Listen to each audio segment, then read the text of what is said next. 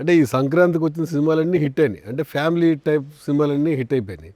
ఇప్పుడు Valentine's day కానీ లేదా మహాశివరాత్రికి ఈ సినిమా కూడా ఫుల్ ఫన్ ఎంటర్టైనర్ తీసుకొస్తున్నారు.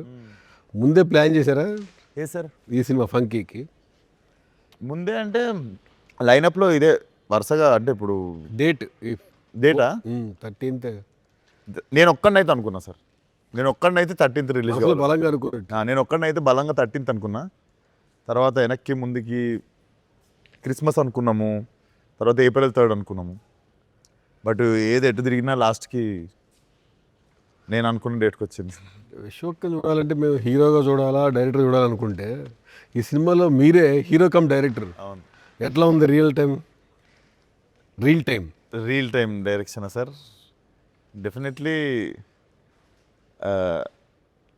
గొప్ప డైరెక్టర్ సార్ కోమల్. ఎంత గొప్ప డైరెక్టరో మీరు 13th రోజు చూస్తారు. నేను కోమల్ అంత గ్రేట్ డైరెక్టర్ అయితే కాదు సార్. గ్రేట్ డైరెక్టర్ కదా, కోమల్ అంత గ్రేట్ డైరెక్టర్ కాదంటున్నా. అంతే.